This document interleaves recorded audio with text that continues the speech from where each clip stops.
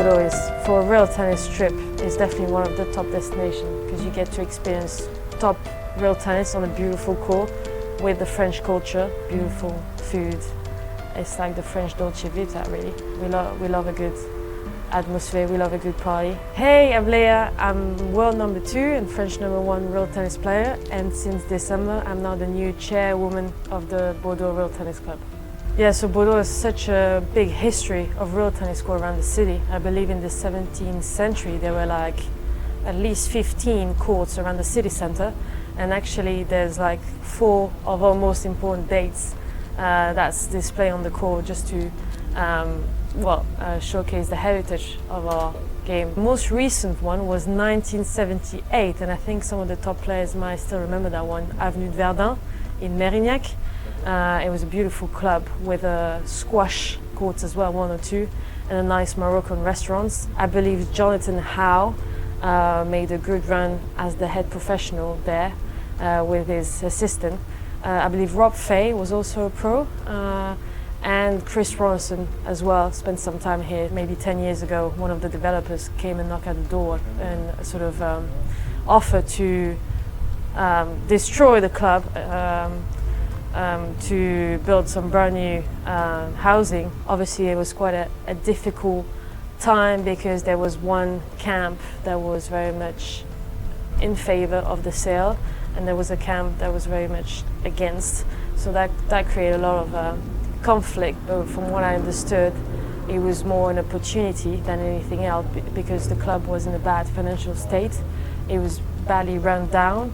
They didn't have enough money to look after the building and do the maintenance that was required. It's amazing to have this core group of old members from the previous club. It's about 20 of them who, stuck together, still supported real tennis in France and in the international community, and rallied out to keep playing again very rarely when this new court opened in 2020. I think it took almost 8 years to find the right spot. So between the closure of the 1978 court and the opening of this one in 2020, early 2020, I mean, look where we are. We are in a beautiful place. We managed to build a beautiful court by one of the members who was on the whole committee, Henri Blanchot. The court was built with just under 1.5 million, which was a big challenge. It's a beautiful building that sort of mixes the past with beautiful modern materials, like you can see like on the windows and even the hard walls and floor. That was a particular brand new material that he chose to use, and that actually works perfectly. It's great that the new pro in place, Baudouin, he's doing a great job. He's been in place since last December, and he's been really progressing and being better at his job with every day and every month that goes by with experience. So I think all the ingredients are there. We've got a great pro, we've got a great committee that's super involved, and all the basic values are there, the foundation to make this club a great club. Now it's like a rebirth since end of last year, and the club got a second win. Everyone is sharing those key values. We've never done as many social things inside and outside the club as well, and that's exactly what we're looking for someone that will share those values and that mentality, and that will also love the game and wants to play it competitively or not necessarily. In our short life, I mean, when I talk about this club post 2020, we hosted already some big events. I mean, World Champs was one of them. And then every year we host at least 2-3 national championships. We host as well the Crestman Cup, which is a big international over 50s tournament, a lot of fun every April. And we're looking to host obviously maybe a new big Pro-Am tournament next year. I mean, I'm probably biased, but I think it's a great court. It's like a normal court in the sense that there's no surprises. It takes a good cut and it bounces nicely around the corner. The timbre is like nice, predictable angle. The roof is smooth, but not too much.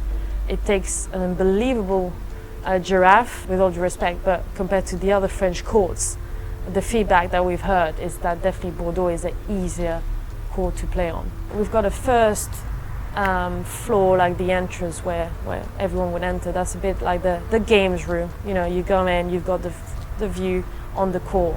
That's beautiful. And you also got a pool table and a darts, as well as a TV and some music. So it's the vibe where you would hang out after your game of tennis and maybe play some pool. On the same level, we also have a big outdoor area with some tables and a pétanque